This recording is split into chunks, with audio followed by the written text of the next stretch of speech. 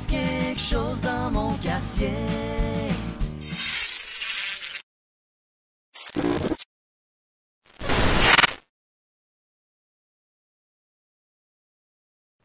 Mesdames et messieurs, bonjour. Ghislain Vachon qui vous accueille à l'émission Le Monde nous regardait. C'était le 16 avril 2003. Certains s'en rappelleront. Ça faisait sourire, mais déjà, ça posait une question fondamentale. Mais voulez-vous bien me dire qu'est-ce que c'est que cette affaire-là? Eh bien, c'était un projet de fou. C'était quelque chose de nouveau. Ça s'appelait Le Monde nous regarde. Et c'était la première émission diffusée sur les ondes de Télébasque au canal 18 du réseau Câblevision. D'ailleurs, pour ceux qui s'interrogeaient sur la signification du logo, on pouvait y reconnaître les initiales T et B de Télébasque, qui rappelaient la forme d'une queue de baleine, mais également le 1 et le 8 pour le canal 18. Il faut se rappeler que nous étions au canal 18 à l'origine. D'abord, vu uniquement à Sainte-Françoise, Trois-Pistoles et Notre-Dame-des-Neiges, avec le passage au canal 36, le nouveau média voit s'agrandir l'ensemble de son territoire avec les municipalités du réseau Câblevision Bas-Saint-Laurent et prenait le nom de Télébasque Réseau, Canal 36. Ainsi, 9 municipalités des Basques et 8 municipalités de la MRC de Rivière-du-Loup se sont retrouvées desservies par le nouveau média. Un grand nombre de dossiers ont marqué les débuts de Télébasque. On n'a qu'à penser à la saga du barrage, la rivière Trois-Pistoles, au dossier de l'eau potable à Trois-Pistoles, ainsi que plusieurs autres encore qui couvraient la région. Les membres fondateurs de Télébasque ont été Jean-François Derry et Ghislain Vachon, le premier originaire de la région de Québec et le second de la région de Thetford. Il est à noter que bien que Télébasque se soit donné un mandat communautaire, elle n'en demeurait pas moins une entreprise entièrement privée et ne pouvait compter que sur les revenus en provenance des particuliers et des entreprises de la région desservie. Notre premier reporter et lecteur de nouvelles était Fabien Piché, qui a été des nôtres d'avril à septembre 2003. Bonsoir et bienvenue à la toute première émission du Monde nous regarde à Télébasque. Ici Fabien Piché, votre présentateur de nouvelles. En manchette cette semaine, Mario Dumont réélu dans la circonscription Rivière-du-Loup, les Basques. Les productions théâtrales de Trois-Pistoles nous présentent la comédie musicale cet été, J'aime les hommes. Le mini-dossier de la semaine, l'état du système d'aqueduc à Trois-Pistoles. Et des jeunes de l'école secondaire organisent un voyage à Toronto. Quelques collaborateurs et collaboratrices se sont joints à lui pendant cette période.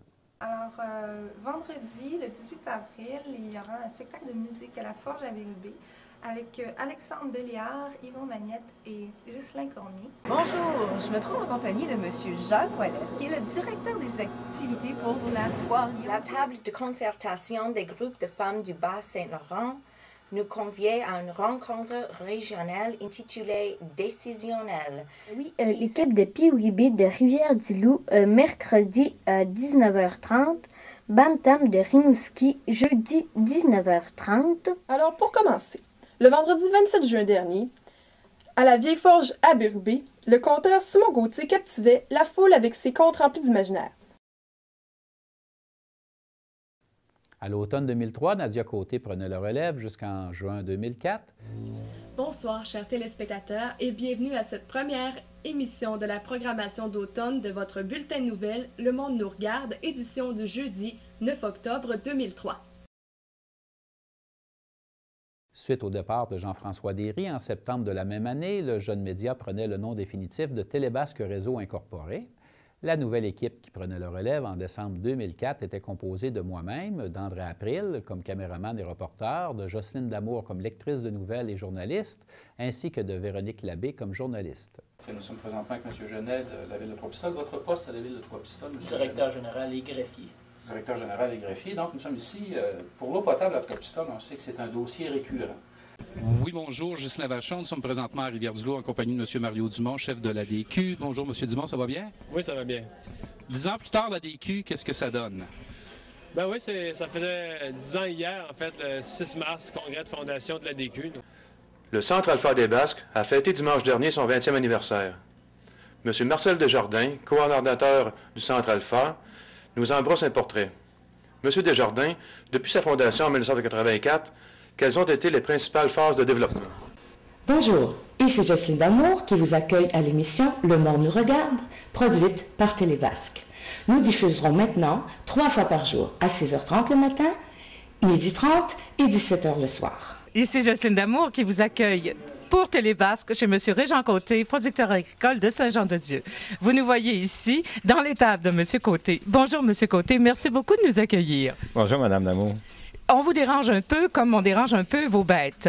Combien avez-vous de vaches, M. Côté? On traite entre 35 et 40 de bêtes par jour. C'est beaucoup de travail. Et vous avez de l'aide? Vous avez votre fils? Moi, j'ai mon fils, puis on a un employé là, qui se met à temps plein. Ce que j'aimerais, c'est que vous nous fassiez faire le tour de votre ferme, s'il vous plaît.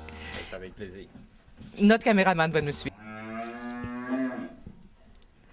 Nous voici maintenant parmi vos vaches. De quelle race sont-elles, Monsieur Côté? C'est de la vache Holstein. C'est de la noir et blanc, avec une production de 8500 kilos environ par année. Pouvez-vous m'expliquer le quota? Comment ça fonctionne? Le quota, ça, c'est un permis. C'est un permis de production qu'on a eu au départ. Puis si on veut augmenter la production, bien, il faut en acheter. Il y a quelques temps, M. Rioux, certains ont prétendu que vous passez sous silence votre bilan économique. Est-ce que vous pouvez commenter la situation? Oui, alors, vous êtes la première à me l'apprendre. Bonjour, je suis présentement à l'aréna Bertrand-Lepage en compagnie de Mme Janine Pelletier qui est ici au club comme bénévole depuis 30 ans maintenant. Alors, bonjour Mme Pelletier. Bonjour Véronique. Et bonjour, je suis présentement au parc du Mont-Saint-Mathieu en compagnie de M. Roland Dion, qui est entraîneur au club alpin ici au parc du Mont-Saint-Mathieu. Bonjour monsieur. Bonjour. Alors, pouvez-vous nous parler un peu du club alpin? Alors, bonjour Marc. Allô? Alors, je pense qu'on pourrait dire que c'est la prise 2 à l'émission Les Pourris de talent qui va avoir lieu le 21 janvier. Ouais, ça a l'air qu'ils ont bien aimé ce que je faisais, puis ils m'ont rappelé pour passer le 21 janvier. C'est une émission spéciale 1 heure qui va s'appeler Le Party. Fait que c'est ça, je vais passer là-bas, puis ça va être live en plus. Fait que je suis bien sénère. En décembre 2005, la nouvelle recrue Marc-Antoine Riou se joignait à l'équipe jusqu'en octobre 2009. Bonjour, chers téléspectateurs du Monde nous regarde, Télébasque Réseau 36. Donc, je m'appelle Marc-Antoine Riou et je suis nouveau journaliste, justement, pour ce canal. Donc, j'ai aujourd'hui la chance d'être avec le candidat néo-démocrate de Rimouski-Neigette-Témiscouata-les-Basques, M. Guy Caron. Donc, bonjour, M. Caron. Bonjour. Donc, vous allez bien? Oh, très bien. Donc, je vais commencer tout de suite dans le vif du sujet. Nous sommes en ce moment sur les quais de Trois-Pistoles. Donc, j'aimerais savoir la position du NPD sur ce dossier. La position du NPD, c'est la même que tous les partis. Je pense que tous les partis, tous les candidats et toutes les candidates s'entendent pour dire que le dossier de la traverse Trois-Pistoles-les-Escoumins est un dossier prioritaire. C'est un dossier prioritaire parce que le gouvernement libéral l'a laissé dépérir les quais pendant si longtemps et que le Bloc québécois n'avait pas le pouvoir ni l'influence pour pouvoir changer les choses. Alors présentement, on fait de la petite politique, on fait honnêtement des guerres de coq pour un dossier qui est prioritaire et qui est essentiel pour l'essor de la région des Basques et également de la région des Escoumins. Et est-ce que le NPD a un plan d'action différent d'autres partis ou ça se résume au même plan? Écoutez, le gouvernement est un gouvernement libéral depuis 12 ans. C'est le gouvernement qui a l'argent, qui a les fonds pour pouvoir arranger la situation. Et on a vu dans les 18 derniers mois que la seule manière que ce gouvernement libéral pourra agir, c'est d'être poussé dans le dos par un parti qui a la balance du pouvoir dans un gouvernement minoritaire. Tous les analystes s'entendent pour dire qu'on s'en va vers un gouvernement minoritaire. Et le NPD, dans le cadre d'un gouvernement minoritaire, a réussi à obtenir dans les 18 derniers mois 1 milliard pour le Québec en investissement pour l'environnement, pour la santé, pour l'éducation, pour le transport en commun. Et dans un autre gouvernement minoritaire où le NPD pourrait avoir la balance du pouvoir, la question du quai et des infrastructures sera définitivement à l'ordre du jour et ce sera la seule manière de pouvoir agir en évitant de faire de la petite politique, comme on l'a vu dans le dossier du quai de Trois-Pistoles et des Escoumins. Monsieur Caron, on entendait dernièrement dans les médias de Rivière-du-Loup, on parlait de l'inaction du NPD dans le dossier des quais. Qu'avez-vous à répondre à cela? Écoutez, la députée qui a été élue, c'est une députée du Bloc québécois. On s'attend évidemment, lorsqu'on élit un député ou une députée, qu'il soit ou qu'elle soit active dans le dossier. Il n'y a pas eu de résultat concret. Puis, écoutez, nous, on ne peut pas réellement passer au-dessus d'une députée. Même si j'ai mes contacts à Ottawa, j'ai mes contacts auprès de Jack Layton, du caucus de députés néo-démocrates. Je pense qu'il est absolument... ça serait vraiment difficile de pouvoir juste passer par-dessus une députée qui essaie de pouvoir travailler sur le dossier. Mais comme il n'y a pas eu de résultat, et comme on ne s'attend pas d'avoir de résultats si, par exemple, les libéraux ou les bloquistes passent dans le comté.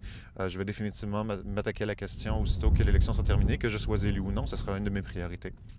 Maintenant, parlant un peu d'environnement, eh bien, vous savez que dans la politique locale en ce moment, on parle beaucoup d'éoliennes. Et le NPD, on le sait, est un parti environnementaliste. Est-ce qu'il y aurait un mouvement qui serait fait de l'avant plus rapidement qu'est-ce qu'il y a en ce moment? Écoutez, la question des éoliennes, c'est une question qui est prioritaire. La question des énergies alternatives en général est une question prioritaire. On doit commencer à penser au-delà des carburants fossiles, de l'essence, du gaz naturel, et commencer à penser à une transition de l'économie vers des économies alternatives, comme celle des éoliennes.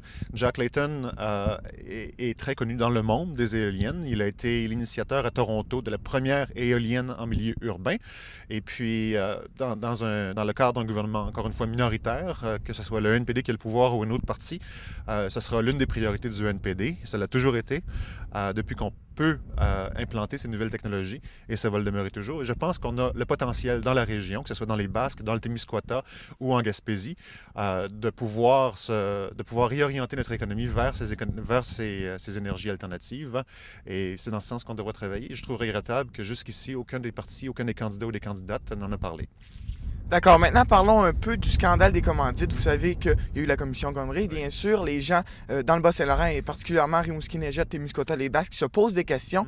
Qu'en arrive-t-il? On a un candidat libéral. J'aimerais savoir votre position là-dessus. Bien, le scandale des commandites, je sais que le candidat libéral veut le passer sous le tapis en disant « Écoutez, c'est réglé, on a retiré leur statut de membre aux personnes qui étaient impliquées. » Ça va au-delà de ça.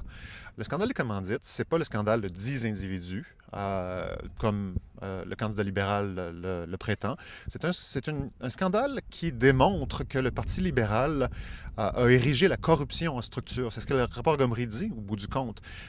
Les libéraux, dans l'Est du Québec comme partout au Québec, se sont servis des agences de communication, ont donné du financement aux agences de communication dans le seul but que ces agences puissent leur redonner en financement électoral. Donc, au bout du compte, les libéraux se finançaient et finançaient leur parti avec de l'argent public. C'est inacceptable. Les libéraux ont tenté d'acheter les Québécois et les Québécoises après le référendum. C'est aussi inacceptable. Les Québécois et Québécoises et les gens de la région ne veulent pas être achetés. Ils veulent être respectés. Et c'est l'attitude du NPD. Nous sommes un parti de conciliation entre le Canada et le Québec. Je m'amuse à voir les libéraux et je pense à une lettre d'opinion qui avait été publiée à Toronto par le ministre Stéphane Dion qui disait « Écoutez, c'est affreux, le NPD a une gang de souverainistes qui se présentent comme candidats et qui travaillent pour eux autres. Pendant ça, là, pour le Bloc québécois, on est juste une gang de fédéralistes. » Et les deux ont raison. Les deux ont raison parce qu'on a effectivement des souverainistes qui sont impliqués dans le NPD, qui appuient le NPD. Nous avons des fédéralistes qui appuient le NPD au Québec. Et nous sommes la preuve vivante que souverainistes et fédéralistes peuvent mettre leurs différences de côté, peuvent travailler ensemble pour l'atteinte d'un bien commun pour le Québec et pour le Canada. D'accord. Et outre ces deux dossiers, j'aimerais savoir si le NPD aurait des buts particuliers dans la région ici, Rimouski-Neigette, Témiscouata, les Basques. La plateforme de développement régional qui va être différenciée, il va y avoir une plateforme pour les Basques, une plateforme pour le Témiscouata et une plateforme pour Rimouski-Neigette, sera lancée dès la fin de la première semaine ou début de la deuxième semaine de janvier. Alors, nous allons définitivement nous intéresser à la question et nous intéresser également aux interrelations. Nous avons trois différentes MRC, trois MRC aux préoccupations, aux enjeux différents. Et je pense que le programme, je le souhaite bien, que le programme de développement régional que nous allons mettre de l'avant sera probablement l'un des plus exhaustifs qu'on aura vu de la part d'un parti politique dans une élection fédérale. Et je veux que ce soit un plan qui soit ambitieux, mais un plan qui soit également pragmatique et réalisable. Et je peux vous dire dès maintenant qu'il va mettre en évidence les interrelations qui peuvent exister entre les trois MRC pour qu'ils s'appuient mutuellement. On ne parle plus d'être compétitif ou concurrentiel entre les MRC ou entre les régions, mais qu'on parle plutôt d'entraide, de coopération, et puis c'est ce qu'on va mettre de l'avant. À part de faire de la politique, M. Caron, dans la vie, que faites-vous? Eh bien, j'ai un emploi, je travaille dans le domaine des politiques publiques. En fait, je suis le seul candidat qui a un emploi à temps plein, puisque deux des candidats sont retraités et l'autre est malheureusement sans emploi pour l'instant. Je prends 2 mois sans solde présentement pour faire campagne électorale. Pour moi, c'est primordial de le faire. En temps régulier, je suis ce qu'on appelle chargé de campagne pour un groupe qui s'appelle le Conseil des Canadiens, qui s'occupe de politique publique, c'est-à-dire de sensibiliser Québécois et Canadiens sur différents enjeux. Nous avons des campagnes sur le commerce international ou sur l'eau ou sur l'agriculture industrielle. Et mes dossiers sont les relations Canada-États-Unis, la santé et l'énergie. Alors, M. Caron, nous sommes bien sûr dans la période des fêtes. Vous avez sûrement des vœux à formuler à nos téléspectateurs? Absolument. J'aimerais souhaiter à tous les citoyens et citoyennes de la région des Basques un très joyeux Noël, une très belle année 2006, du bonheur et du succès dans vos études, dans votre travail et de bonnes retrouvailles avec vos amis et votre famille. Bonjour tout le monde, ici Marc-Antoine Rioux pour Télébasque Réseau Canal 36, en ce moment en compagnie de M. Jean-Pierre Rioux, qui aujourd'hui est non seulement maire de Trois-Pistoles, mais aussi président de la Régie intermunicipale des infrastructures portuaires de Trois-Pistoles et des Escoumins. En juin 2007, Lindsay Craig, une étudiante de l'École de langue française, devenait journaliste le temps d'un été. Trois-Pistoles est une petite ville paisible de 4000 habitants, nichée entre terre et mer sur la rive verdoyante du fleuve Saint-Laurent. Malgré sa petite taille, la ville offre tout au long de l'année plusieurs types de festivités et événements culturels divers, habituellement très courus par la population. Ceci étant dit, il apparaît curieux de constater qu'il n'y a aucune activité de prévue pour souligner la Fête du Canada. Afin de trouver une explication, voici ce qu'ont répondu Frédéric Jean, le coordinateur à la culture et certains autres intervenants pistolois. Bien qu'il affirme que la population soit habituellement énergique et enthousiaste pour célébrer, il apparaît qu'il en est autrement pour ce qui a trait aux célébrations entourant la Fête du Canada. Pour la Fête du Canada, il n'y a malheureusement rien cette année encore à Trois-Pistoles. Un rapide tour de ville pendant le week-end du 1er juillet confirme cette réponse. Les drapeaux québécois étaient accrochés comme toujours, mais en attendant, les seuls drapeaux canadiens visibles flottaient au-dessus des dépendances du gouvernement fédéral. En fait, une des rares indications de la Fête du Canada était l'entête d'un courriel officiel annonçant certaines activités du week-end. Ces dernières n'étant pas reliées au thème des festivités du 1er juillet. Il est important de garder à l'esprit que Trois-Pistoles est situé au cœur d'une région reconnue par ses opinions politiques diverses, sinon divergentes. On est en droit de se demander pourquoi il n'y a aucune activité officielle pour le 1er juillet.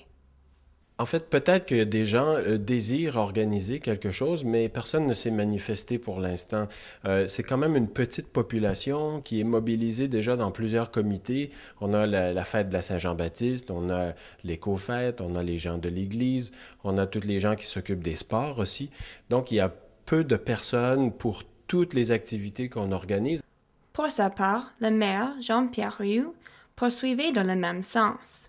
Pourtant, le gouvernement canadien offre à toutes les municipalités la possibilité de donner des subventions pour créer des activités lors du 1er juillet, lors de la Fête du Canada. Alors ici à Trois-Pistoles, nous, on reçoit l'information et on transmet l'information à différents groupes pour qu'ils puissent, s'ils sont intéressés à faire des activités, d'en créer. Alors, les gens ici répondent plus ou moins, ou les groupes, plus ou moins positivement à créer une activité pour souligner la Fête du Canada. M. Rioux soulignait aussi que les fédéralistes ont peut-être peur d'afficher leur allégeance au grand jour.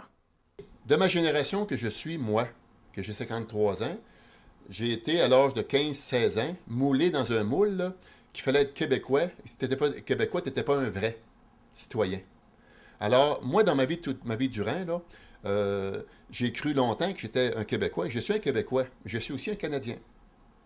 Alors, mais aujourd'hui, quelqu'un qui ose s'affirmer canadien, quand tu es au Québec, c'est comme quelqu'un qui a la peste, c'est comme quelqu'un qui est malade, qui porte une maladie honteuse. Les gens qui sont fédéralistes, ici au Québec, par des activités qu'ils pourraient créer pour la Fête du Canada, des gens osent, selon ce que je vois, là, les gens n'osent pas s'avancer dans ça, n'osent pas s'afficher avec un drapeau canadien, s'afficher canadien tout simplement, même si c'est un Québécois. Parce que c'est comme vu comme quelqu'un qui est marginal ou c'est comme quelqu'un qui n'était pas un vrai. Pour sa part, voici ce qu'avait à dire M. Maurice Venet, directeur de l'École de langue française de Trois-Pistoles, qui reçoit chaque année plusieurs centaines d'étudiants anglophones. En réalité, les gens de la région ici n'ont pas du tout l'habitude d'organiser une fête pour le 1er juillet. Effectivement, ça pourrait s'organiser, mais la réalité, c'est que ce n'est pas dans la coutume et dans la culture d'organiser cette fête-là. Ça fait très longtemps que la fête nationale du Québec s'organise, alors que pour le milieu ici, la fête du Canada, c'est une fin de semaine presque comme une autre. Suite à ces réponses, voici ce que veut dire en ce dimanche 1er juillet les gens de la rue à propos de la fête du Canada à Trois-Pistoles. Une journée de vacances, premièrement, puis une journée où on relaxe. Quand même important, mais moins important que la Saint-Jean-Baptiste. C'est la fête de tous les Canadiens et des Québécois, toutes les nationalités qui habitent le Québec et le Canada. Je pense que la fête du Canada est très importante. Le Québec fait partie du Canada et les gens devraient être un petit peu instruits et cultivés, connaître un petit peu l'histoire de tout le pays, pas seulement du Québec. Et est-ce qu'ils veulent une célébration à Trois-Pistoles? Moi, j'aimerais bien qu'on fasse des feux d'artifice. Des rassemblements avec des jeunes puis des moins jeunes, ce serait bon. Les activités, je sais pas trop, faire une fête, qu'on puisse, je sais pas trop, faire des questions sur le Canada dans le temps, c'est quoi qu'ils faisaient pendant les fêtes.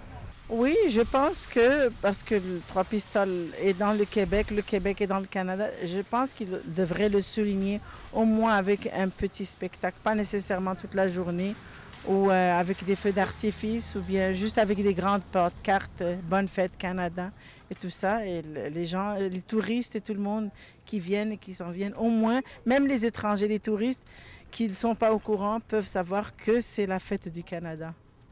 Oh, I think it's important that every town, doesn't matter how big or how small it is, does something to put on a show for appreciation of our country. Nicholas Moroz, originaire de l'Ontario, qui travaille comme animateur pour le programme d'immersion en français à Trois-Pistoles, ajoute qu'il comprend que pour la plupart des Québécois, la Saint-Jean-Baptiste est plus important que la fête du Canada qu'ils célèbrent à l'occasion. Je suis comme un étrangère ici un peu. C'était vraiment une autre société, une autre culture, même une autre nation comme ça. Donc, moi, je trouve que c'est bien correct, peut-être. On ne peut pas forcer quelqu'un de fêter quelque chose, il n'a pas le feeling de le faire. Donc, c'est ça. Ontarien d'origine, il poursuit en affirmant qu'une partie de lui-même l'incite à fêter le jour du Canada. Donc, ça, c'est une raison de fêter, surtout qu'on avait une enfance, on avait l'opportunité dans la vie de faire quelque chose, éducation, santé universelle. Nicolas dit aussi que pour la fête du Canada, lui et ses amis ont planifié d'aller à Rivière-du-Loup où on a organisé un événement spécial. Donc, en absence de réponse claire de personne pour organiser quelque chose à Trois-Pistoles, il est probable que Nicolas et ses amis auront encore une fois à quitter la ville pour célébrer la fête du 1er juillet l'an prochain. Lindsay Craig, Télé Basque. In 2007, it's a movement that goes to every socioeconomic level. It's young and old, rich and poor. It's a very much deeper issue. Is it deep enough? I have no idea. But right now, looking at what governments are doing, it's way too slow.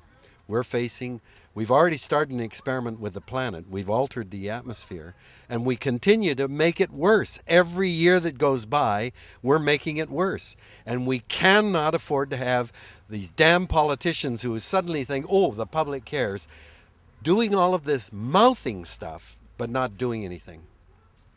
Il souligne l'importance d'inciter et de motiver à la protection de l'environnement. There are dozens, hundreds and hundreds of groups that are radically reducing and saving money. Toronto, I think, is a model for what's being done in public places. They have a thing called the Better Buildings Partnership, where the government gives money to retrofit buildings and make them more energy efficient. And they have saved hundreds of thousands of tons of CO2 because of this program. I mean, there are literally too many for me to recount. Comme il le fait remarquer, en matière de protection de l'environnement, tout passe par l'éducation. I'm going to be pushing the fact that we need more eco-literacy, an understanding of the environmental issues, right from kindergarten right on through. And I think in the teaching profession there's a tremendous interest in this. So it's just a question of getting the political commitment to do this. What's your message for Stephen Harper? Well, Mr. Harper has never shown in the campaign up to where he is now, he's never shown that the environment was mattered at all. We're wasting time, we're wasting money. He's got to get on with serious reductions, and if he's going to be serious, he's got to bring Alberta into line. Après son bref passage au Québec, le Dr Suzuki se rendait en Ontario afin d'y poursuivre sa mission. À Trois-Pistoles, c'était Lindsay Craig pour Télébasque. Puis, avec l'arrivée des sites de vente en ligne, c'est une bonne partie des revenus publicitaires de Télébasque qui disparaissaient définitivement. De plus, avec le temps, la vie a appelé ailleurs les collaborateurs qui avaient permis la poursuite de l'aventure. Ainsi, à partir de 2010, s'enclenche le déclin qui allait conduire à la disparition d'entreprises avant la fin de l'année 2014. Quand je me tourne vers ces années révolues, j'éprouve de la fierté d'avoir eu le privilège de participer à ces 11 ans d'aventure, même si les vaches grasses se sont montrées plus discrètes que les vaches maigres. Avec Télébasque, nous étions loin de la perfection, mais ô combien près des gens. Nous nous étions dès le départ donné comme mission de donner la parole à ceux à qui on refusait une tribune, et en ça, je demeure convaincu d'avoir présidé pendant plus d'une décennie à la réussite de cette mission. C'est déjà tout pour cette semaine. C'était Ghislain Vachon qui vous confie une prochaine édition de votre bulletin d'information Le Monde nous regarde sur les ondes de Télébasque Réseau, Canal 36. Le monde nous regarde dans les chaumières du comté. Il se passe quelque chose dans mon quartier. Le monde nous regarde, faut faire sauter les tribunes. Ouais, le Bas-Saint-Laurent est à la une. Le monde nous regarde, ah ouais, ouvre ta TV, parce que le monde c'est toi pis c'est moi.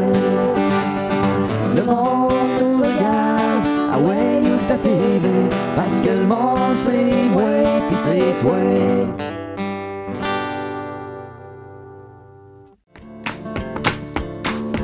Il y a bientôt 20 ans dans les chaumières du comté, un immense miroir est venu pour nous raconter nos contes et nos légendes, et des racines jusqu'au cou. On est revenu à la parlure de chez nous. Le monde nous regardait